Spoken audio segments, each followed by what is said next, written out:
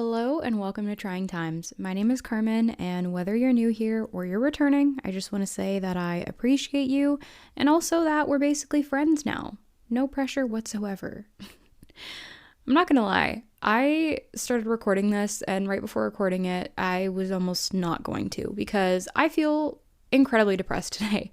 I'm like, what's a nice way to sugarcoat this? What's a nice way to say I'm not feeling super great? Well, it just might as well say it for what it is because there's no use in hiding it, I don't think. There's no use in saying it in a different way, I guess, is what I'm trying to say.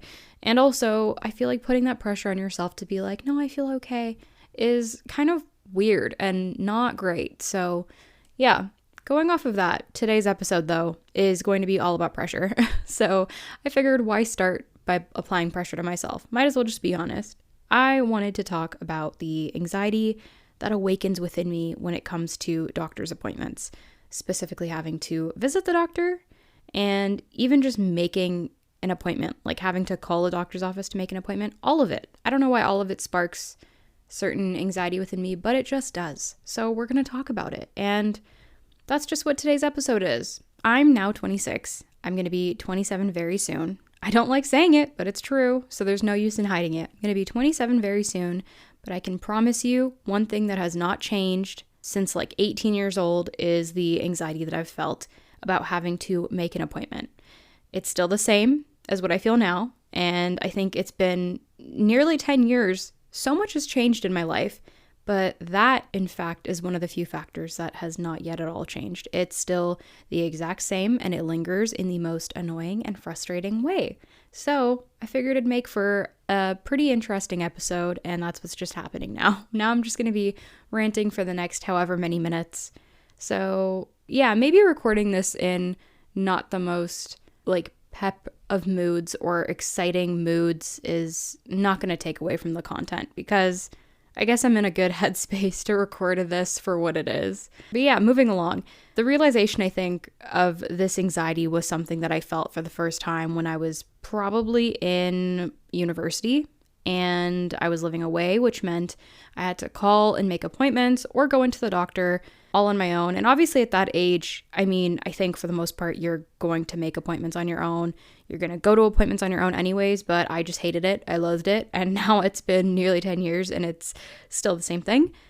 The other thing though, this is a total sidebar. I just don't like getting any sort of medical procedure done whatsoever. But specifically, if I had to pick one, I would say blood tests because, oh my God, I get very queasy and just feel awful. So that's one thing I legitimately cannot do alone because I might pass out. Now, when it comes to things like piercings and tattoos, I'm fine. I'm okay. Am I a little nervous? Yeah. Do I have to really exercise my breathing during those moments? Absolutely. I think most people do. When it comes to blood tests specifically, though, that's just something I cannot do. I cannot tell you why because I don't know why myself.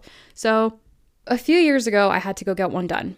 My sister and I both made appointments to go get this done at the same time. So I went in, I got mine done first, and then I walked out of the little like clinic where we go to get that done. And my sister was still in getting hers done. So I decided to go outside to get some fresh air because I was not feeling great.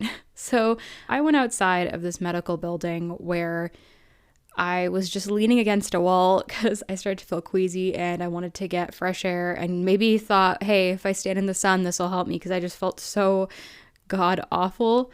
So I was like leaning against the wall outside of this medical building, hoping that fresh air would just help. And I probably looked so weird doing that, but my sister came out a couple minutes later and I was just like leaning even more against this wall now because I just couldn't hold myself up.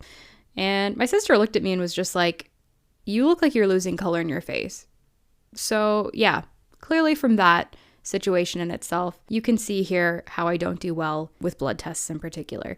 I would also like to preface that this was maybe 5 or 6 years ago, so it's not that long ago, really. Like, it happened pretty recently, so that was just the tip of the iceberg, I want to say. And I also want to add that it never got better. That was something that I think was just like a plateau, and now I'm just sort of riding a steady wave of constant anxiety when it comes to health and medical care. But specifically with blood tests, I can't do it alone. So yeah, now I always have to take someone with me or just like have someone take me to go get that done. Fun fact, can't do that on my own. So don't get me wrong. Before I go on with this, I just want to say I have a serious appreciation for all medical professionals and anyone working in healthcare overall. Those people are incredibly brave and so supportive to our society as a whole. I just want to say that because me ranting about it is not at all meant to drag that down or take any attention away from that. So I just want to say that. And I also want to say that I could never do it. Not because of any one specific thing, but just as an umbrella. It's so much, and so many people are able to thrive in that and are so successful in that and are amazing at their jobs. I, however, just don't thrive in that. I don't even thrive in my own health. That's such a bad thing to say. I don't thrive in having to go through those procedures for myself, let alone for someone else. It's always just kind of felt like the scary thing. So I just wanted to say that really quickly. And I guess moving along from there and going into the process of making appointments, I'm going to be brutally honest here. I went to the same doctor for like 10 plus years. Loved her. I just recently started going to a new doctor who's also really great. Part of the reason why I'd wanted to leave my original doctor was, aside from the fact that she is now getting older and will more than likely be retiring soon, so I'll have to go to a new doctor anyways, I left in part because I actually hated the process of making an appointment. It was such a nightmare. Like, I genuinely cannot explain to you how much of a nightmare it was, but I will try my best to. So, going into story mode here, there was one receptionist who shall remain unnamed because I don't ever want to say her name. This receptionist very quickly became the bane of my existence. Every single time I would call in, I would get this exact same receptionist, and they were just so passive aggressive. It was so infuriating. I always tried my hardest to be super nice and was very friendly. I feel like this is the start of every Karen story. Like, I was so nice. I know, I genuinely was nice. I was trying my hardest to be patient with her, but everything I said was like a chore or just so dissatisfying, and she was so consistently unimpressed. It was just exhausting. I was super patient, and I just tried my best to be, even though it was so tough at times. So I just want to preface with that. Last year, I'd just about had it. I had gone in to check in for an appointment, and it was like 8:55 in the morning. I should add that their clinic doesn't open till 9. It was open. There were other people in the waiting room, and generally that's just something I felt like I should say. I was about 5 minutes early. The second I walked over to the little kiosk area where you check in for your appointments, this receptionist was there, to no surprise, because they were always there when I had to go in without fail. They got so frustrated and opened their little like slidey window and was just like, "We don't open till 9, and then slammed it shut. I just patiently stood there and waited in line because I didn't know where else to go, to be fair. The chairs that are set up in the waiting room weren't entirely set up for the day, so they were just kind of there. Other people were just kind of also lingering around. So yeah, I just stood there because I didn't know where else to go, which was even more awkward, if anything. But yeah, after that, I just kind of had it. And I found a new place to go and a new doctor, which has generally been such a smooth process. Hallelujah. Thank the Lords, because that's made my experience with medical things, I don't even know how else to word it. It's made my experience with medical things a lot better than it was before. So I think that in some way was one of the things that genuinely made my anxiety so much worse, and not for nothing, but also for no reason. So make sense of that however you will. I can't.